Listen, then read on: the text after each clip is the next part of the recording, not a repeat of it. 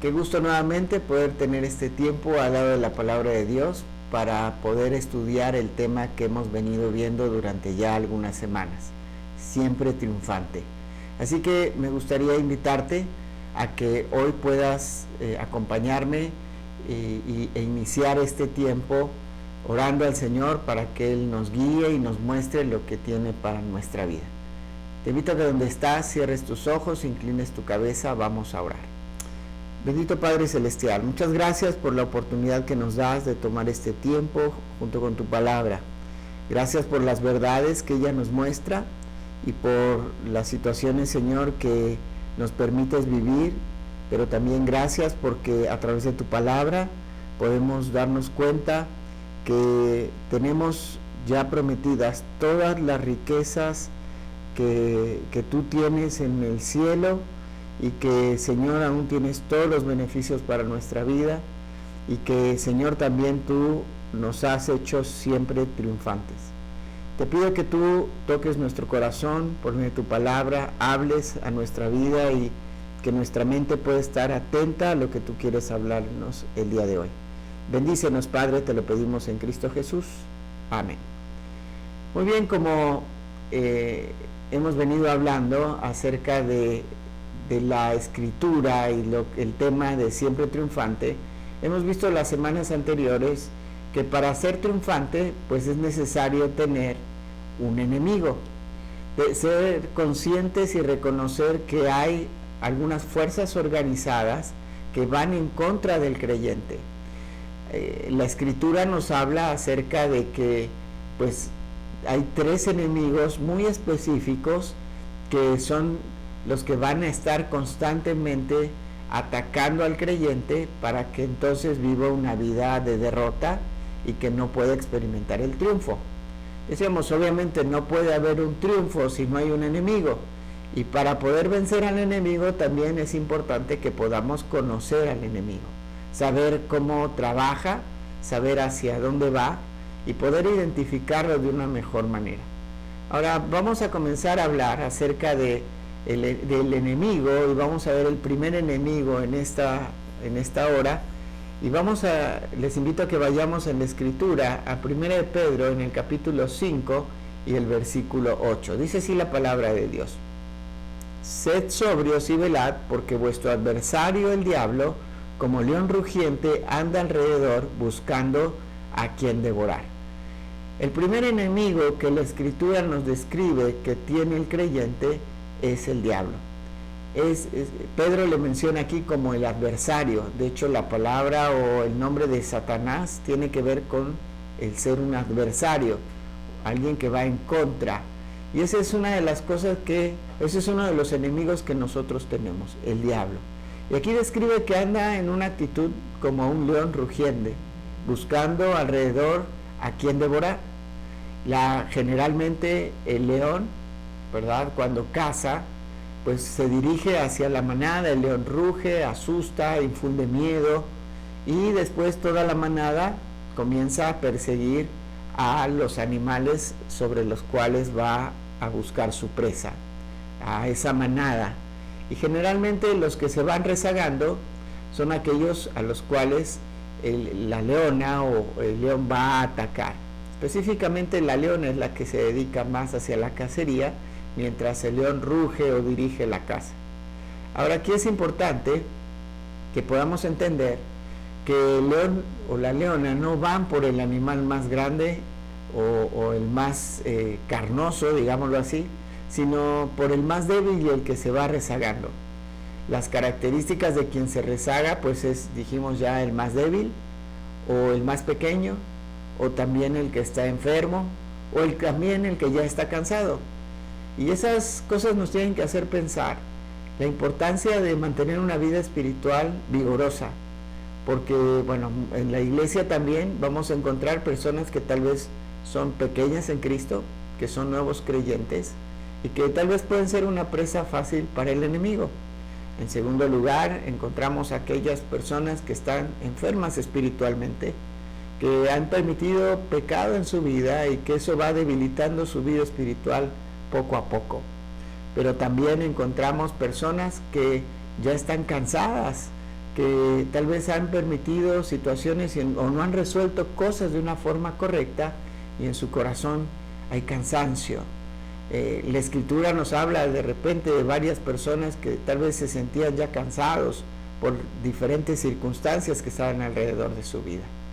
Pero pensando en todo esto y viendo cómo trabaja el enemigo, también tenemos que ser conscientes que la Escritura nos da la forma en la cual nosotros podemos vencer a nuestro adversario o a nuestro enemigo, el diablo.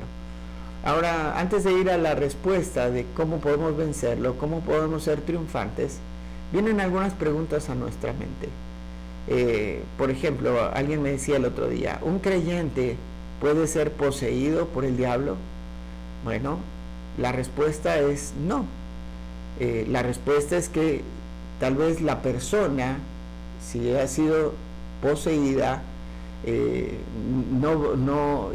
llega a Cristo, la Escritura nos dice que ahora somos templo del Espíritu Santo, y si el Espíritu Santo no se va de nosotros, mora en nosotros, entonces el demonio no puede volver, o el diablo no puede volver a la vida de una persona.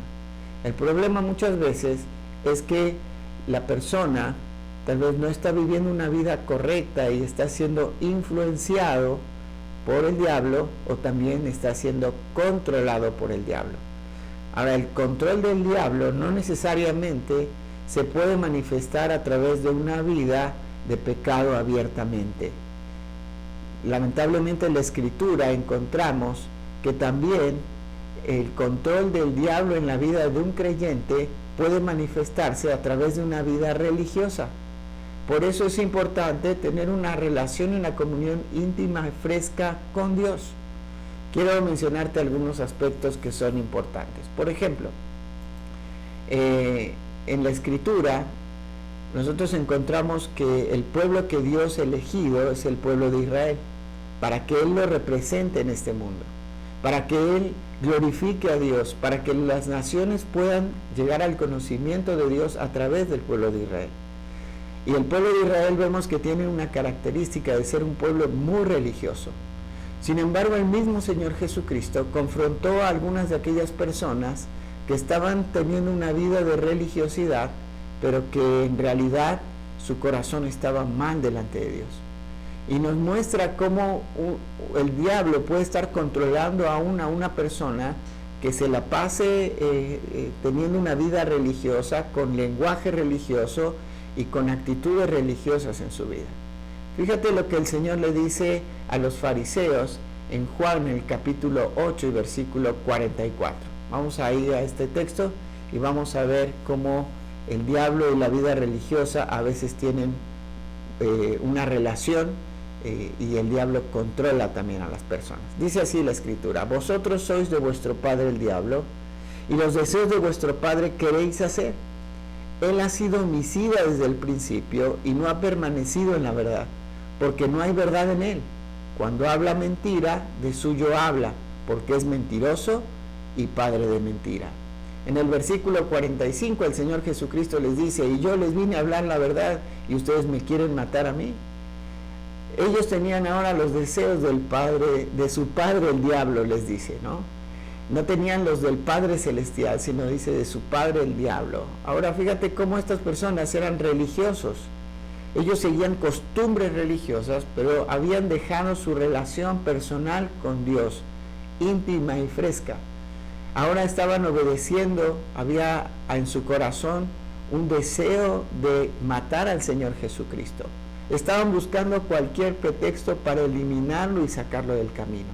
Así que a veces nosotros podemos estar siendo controlados aún estando dentro de un ambiente religioso.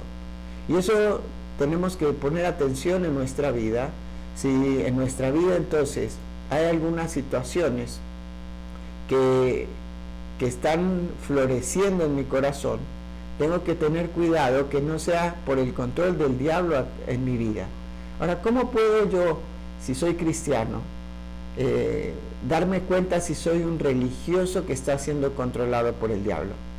Bueno, si estoy tal vez dentro de la iglesia, pero me domina o me controla el orgullo, o tal vez si también Hay una vida de religiosidad, pero a la vez hay una costumbre, un hábito de lascivia, un pecado de lascivia en mi vida.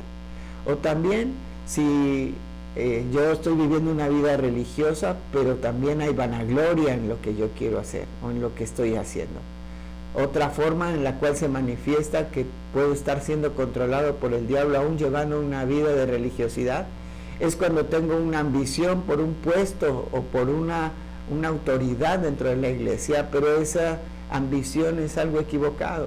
Si bien cuando la Escritura dice en 1 Timoteo capítulo 3, Pablo dice que el que anhela obispado buena obra desea, pero es un anhelo que surge del Espíritu Santo en nuestra vida.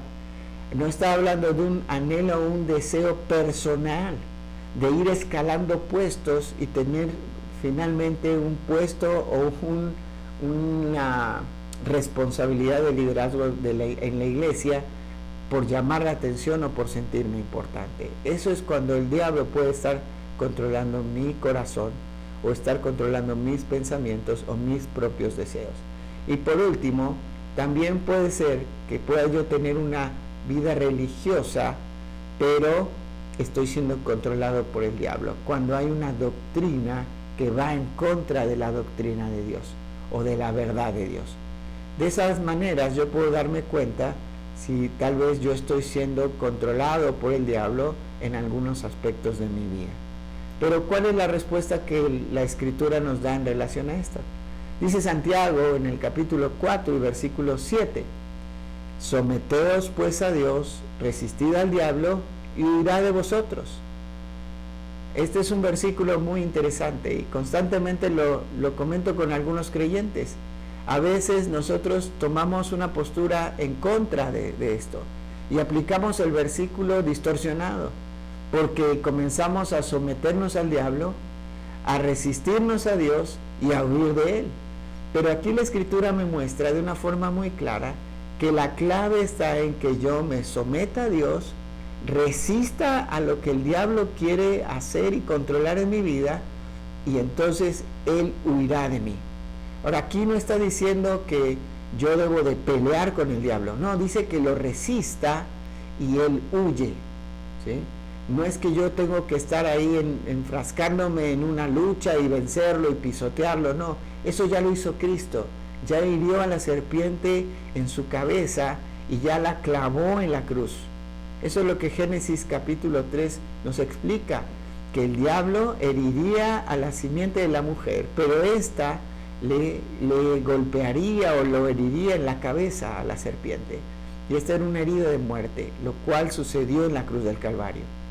Ahora, es importante que yo pueda darme cuenta que el diablo huye, y esto me habla que no es una presencia permanente de él, sino va, viene, tratando de poner situaciones y circunstancias alrededor de mi vida para hacerme caer.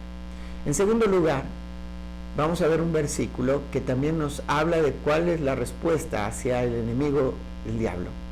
Y dice así, Colosenses 2:15, y despojando a los principados y a las potestades, los exhibió públicamente, triunfando sobre ellos en la cruz. La Escritura también en Efesios nos dice que nuestro enemigo no es, o nuestra lucha no es contra carne y sangre, sino contra principados y huestes espirituales de maldad. Todos los demonios, todas las huestes del diablo están luchando y batallando contra nosotros, contra el creyente. Pero este versículo en Colosenses es tremendo, porque nos habla que el Señor Jesucristo ya los venció en la cruz del Calvario. Así que el enemigo ya ha sido vencido. Este enemigo, el diablo, fue vencido en la cruz del Calvario. Así que cada vez que él venga a querer recordarte cosas de tu pasado, tú ve a la cruz de Cristo y recuérdale cuál es su futuro. Recuérdale qué es lo que Cristo hizo en la cruz y cómo él ya lo venció. Vamos a avanzar y vamos a ver nuestro segundo enemigo, que es el mundo. Aquí la Escritura en Santiago capítulo 4 nos dice lo siguiente, y versículo 4. Oh almas adúlteras, ¿no sabéis que la amistad del mundo es enemistad contra Dios? Cualquiera pues que quiera ser amigo del mundo se constituye enemigo de Dios. con su codicia por el dinero, el mundo, ¿verdad? El mundo con su codicia por el dinero, con su búsqueda de placer y de poder, el deseo de dominar, la discriminación racial, el orgullo necio, la contienda, la sensualidad, con todas estas características y estos pecados, el mundo busca atrapar al creyente, influenciarlo para realmente sacarlo del propósito de Dios. Dios ha establecido que el hombre sea la imagen de Él. Él hizo al hombre a su imagen y semejanza, pero el pecado distorsiona la imagen de Dios en la vida del hombre. Por eso es que el mundo trata de ir influenciando. Estamos de alguna manera como creyentes siendo sitiados, lo que sucedía en la antigüedad, que una ciudad era sitiada porque el enemigo le rodeaba y no lo dejaba entrar ni salir. Ahora nosotros vivimos en este mundo y estamos sitiados. Sin embargo, dentro de nuestra misma vida, en Cristo tenemos todo lo necesario para tener una vida completa y satisfecha.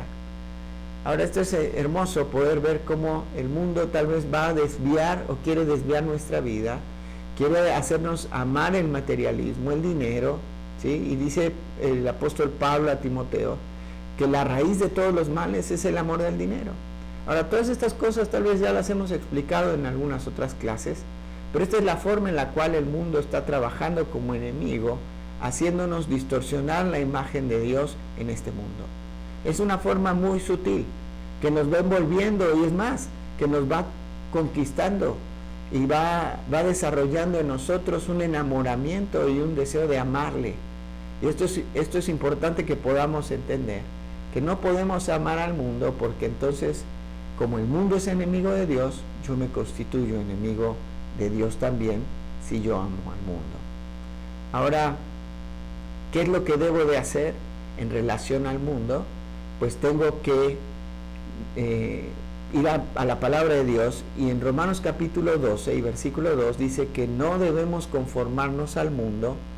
Dice, no os conforméis a este siglo, sino transformaos por medio de la renovación de vuestro entendimiento, para que comprobéis cuál es la buena voluntad de Dios, agradable y perfecta.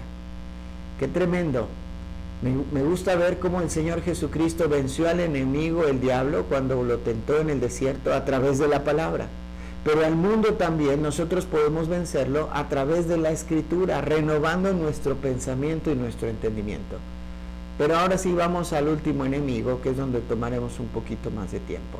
Y esto es la carne, nuestra propia naturaleza pecaminosa.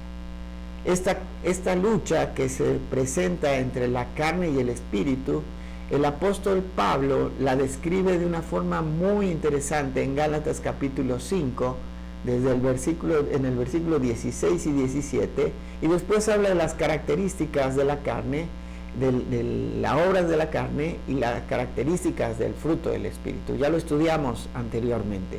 Pero vamos a Gálatas capítulo 5, versículos 16 y 17. Dice de la siguiente manera: digo pues, andad en el espíritu y no satisfagáis los deseos de la carne, porque el deseo de la carne es contra el espíritu, y el del espíritu es contra la carne, y estos se oponen entre sí para que no hagáis lo que quisiereis.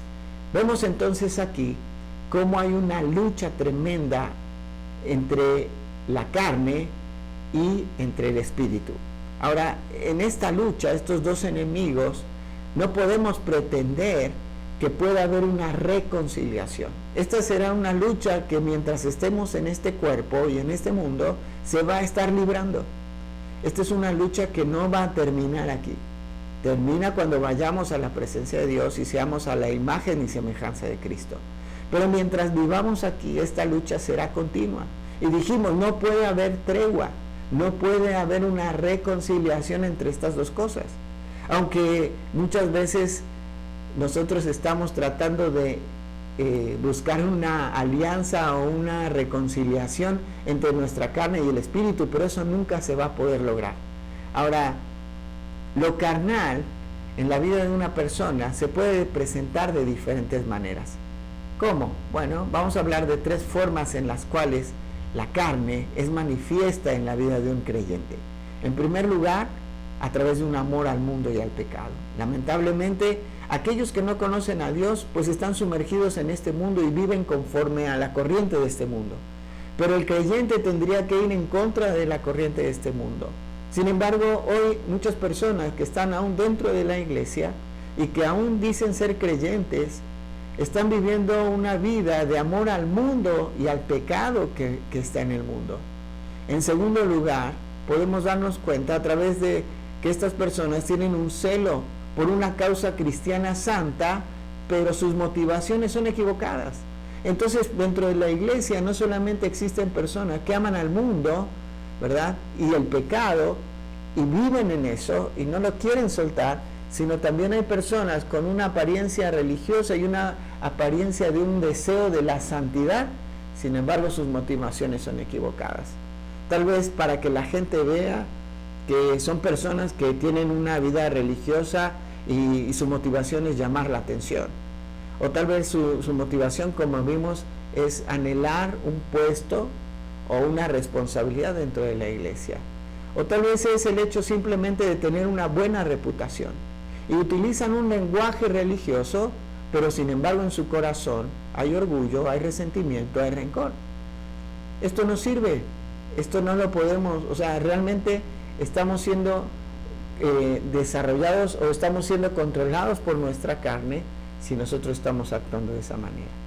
Y por último, hay personas que tal vez no de una forma abierta amando al mundo y el pecado, o de una forma con una apariencia de santidad superficial, sino tal vez en una forma equilibrada, digamos así, una forma refinada. Sin embargo, no podemos hacer a un cordero, o no podemos ser un cordero que salga de un tigre, o como tampoco nosotros podemos producir fruto del Espíritu cuando andamos en la carne.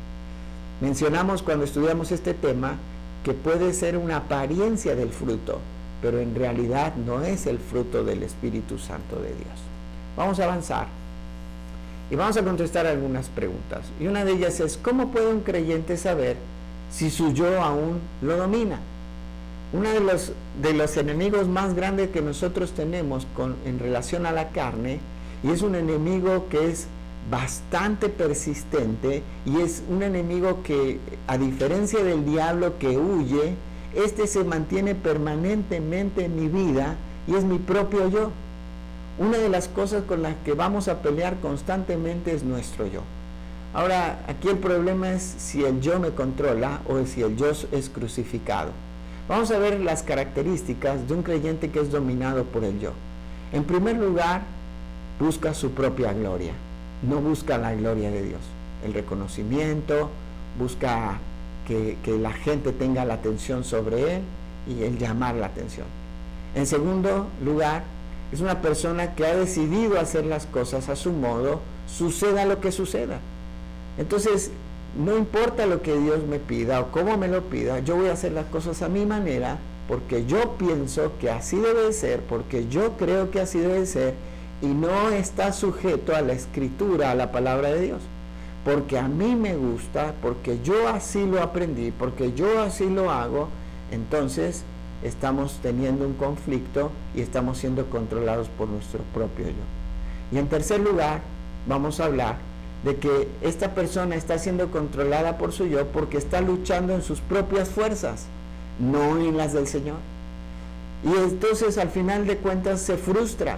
Y dice, es que yo le estoy echando ganas, yo estoy queriendo hacer las cosas bien, yo me estoy esforzando.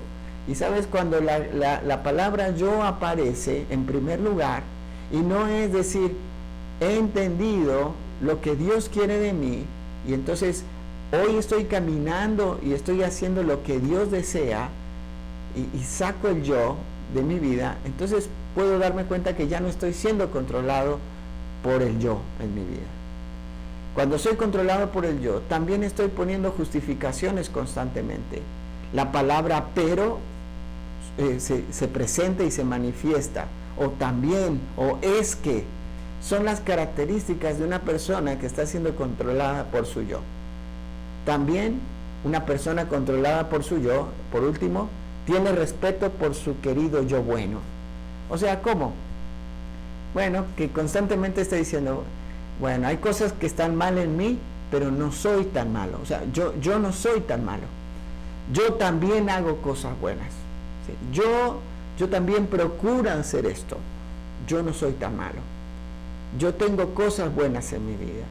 O sea, es una persona que constantemente está sacando su yo bueno.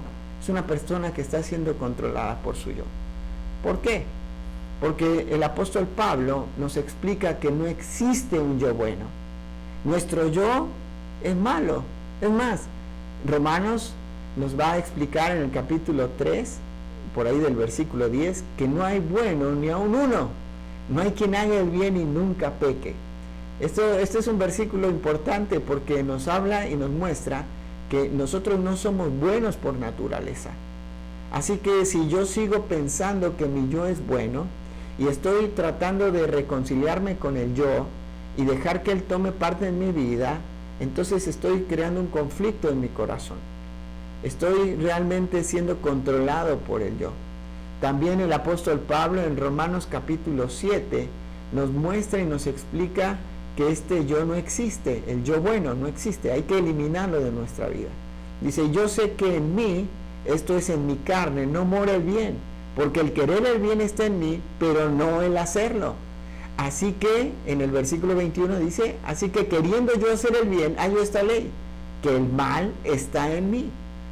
Hermanos, aquí hay un punto importante. Ahora, la idea no es irnos a un extremo y entonces fatalizar todo.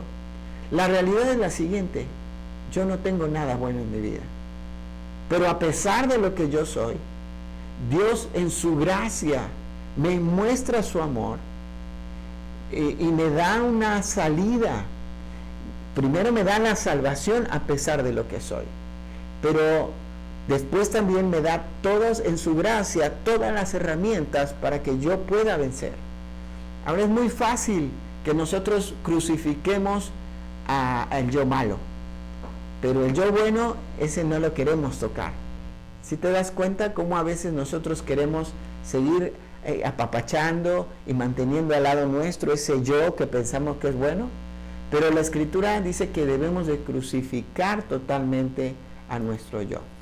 La manera de ganar la batalla contra nuestro yo es reconocer que en mí no mora el bien, y es entonces llevar a mi yo a la cruz del Calvario y clavarlo allí. El apóstol Pablo en Gálatas en el capítulo 2 y versículo 20 dice así, con Cristo estoy juntamente crucificado, y ya no vivo yo, mas Cristo vive en mí. Y lo que ahora vivo en la carne, lo vivo en la fe del Hijo de Dios, el cual me amó y se entregó a sí mismo por mí. El apóstol Pablo tenía bien en claro que él no podía jugar con su yo bueno. Él entendió claramente que no hay un yo bueno en su vida. Pero a pesar de eso, él entendió que debía de crucificar su yo, llevar ese yo a la cruz del Calvario. Es decir, Señor, no yo no más. Ahora lo que tú digas. Este yo existe en nosotros. Está permanentemente. Cada mañana cuando yo me levanto, el yo me dice, hoy no leas la Biblia, o no memorices, o no prepares el estudio. Hoy mejor dale lugar a otras cosas que son buenas. O ¿por qué no gastar tiempo en cosas que tal vez te gustan? Y el yo comienza a manifestarme, al fin esto no es tan malo, esto es bueno, y puede ser algún deporte, puede ser la comida, pueden ser cosas que el yo me está pidiendo que haga y que realmente no son las que Dios quiere que yo haga. Dios quiere que cada día yo me deleite en Él. Deleítate a sí mismo en Jehová, dice la Escritura, ¿no es así? Así que nosotros no debemos dejarnos llevar por nuestro yo, sino tomar nuestro yo, el malo y el bueno, y crucificarlo en la cruz del Calvario. Recuerda que no existe un yo bueno. Todo nuestro yo es malo. Tiene apariencia de bueno, pero no es bueno.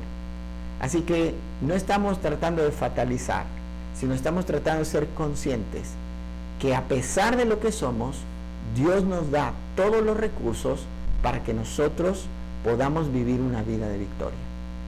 Obviamente no va a haber victoria si no reconocemos que hay enemigos. Dijimos que los enemigos del creyente son el diablo, el mundo y la carne. La carne hablando de nuestro yo mismo. ¿Qué vas a hacer con los enemigos? ¿Vas a someterte a Dios, resistir al diablo para que él huya de ti? ¿Vas a transformar y renovar tu entendimiento a través de la palabra de Dios? ¿Y vas a crucificar tu carne, tu yo en la cruz del Calvario cada día? Dice la Escritura, el Señor Jesucristo dijo a sus discípulos, el que quiera ser mi discípulo, niéguese cada día a sí mismo, tome su cruz y sígame. ¿Qué vas a hacer? ¿Oramos? Señor Padre, te damos gracias en esta hora por el tiempo que hemos tenido con tu palabra. Ayúdanos, Señor, a reconocer estos enemigos alrededor de nuestra vida y danos la determinación suficiente para poder vencerlos. Gracias porque ya tenemos la victoria en Cristo, pero ahora en la práctica nosotros tenemos que ser determinantes, entendiendo que el mundo, el diablo y nuestra carne están determinados a hacernos vivir una vida de derrota. Nosotros, Señor, tenemos que determinarnos a vivir una vida de victoria porque tú ya lo hiciste, ya nos diste la victoria en la cruz del Calvario. Ayúdanos a volver a la cruz y recordar no solo lo que has hecho por nosotros allí, sino que también podemos llevar ahí nuestra carne y colgarla cada día de nuestra vida para vivir de acuerdo a tu voluntad. Gracias te damos en el nombre precioso de Cristo Jesús. Amén. Muy bien, muchas gracias por estar con nosotros. Dios te bendiga y nos vemos pronto.